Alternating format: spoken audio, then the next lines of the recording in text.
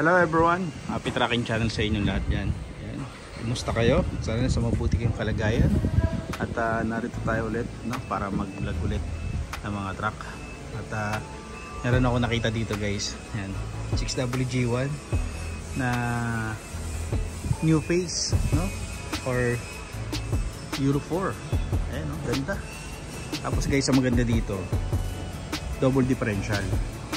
Double differential siya. Tapos naka original molye. Tapos center bogie type, no, kanyang molye. CRDI nga pala to, 6WG1 CRDI. Pero napakaganda kasi nga yung mga kargahan mo mga mabibigat.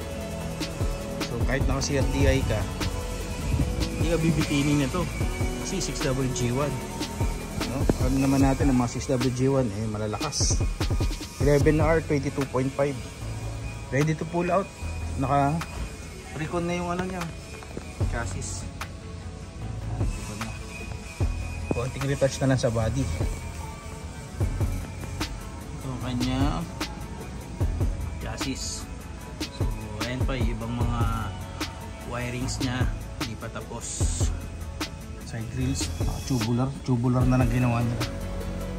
So wala namang ibang choice, hindi tubular din talaga nilalagay. Maganda to, lagyan nila ng tawag dito, yung anti-rust, no? Para hindi siya kalawangin pag tumagal. Kaya dito naman sa may kabilang side. So malaman natin kung magkano to. Ito siya.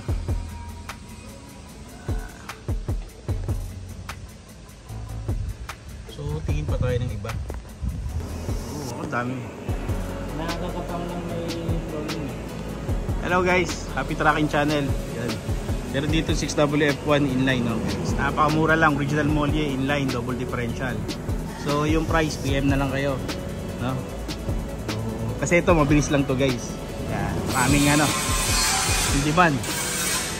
Meron dito FTR Hong Kong, right? Drop side. Tapos meron ding ano doon, yung puso. Brother, ano yun? Original ano? 70 original molly. Original molly yan guys. So next time gagawa ko video, lapitan natin. May trailer tayo. Ayan. Tapos may trailer din. Ito, ayan, ano din to, pwede din to, punta na lang kayo dito kung gusto nada nyo. Ito brother, ito trailer ano, double axle 40 feet. Ito brother, ito marami naghahanap sa akin eh. Can you give me your price?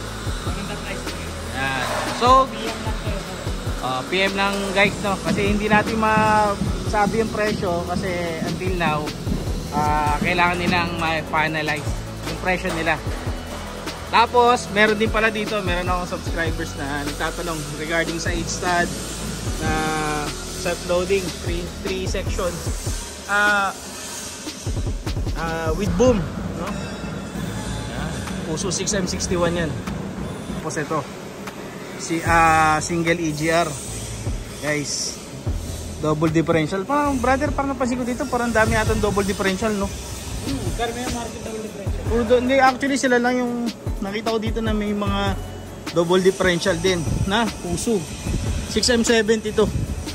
Ayan, 6M70.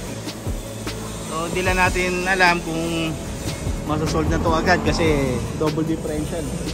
Meron din siyang ready to pull out guys. Guys, ito meron dito kung low budget ka lang. So alam niyo naman guys, yung mga 6M70 isa yan sa magandang starting business, no? Kadalasan ng presyo niyan is mga nasa around 1.4, 1.5. Ito I think manenegotiate nyo pa if ang budget nyo is mga around 1.4 lang. Ayan, 6M70. So ayun lang guys, maraming salamat. Solve na to? Solve na? Solve na. Ang ganda. Ilang feet yan? 14? Ganda. Anong tayo flatbed sa labas? Ay brother, may nakita ako doon 6WG1. Ganda. Guys, yan, meron tayo dito kung naghanap kayo mga drop side, no? Around 10 feet. Ayan, 10 feet, 12 feet.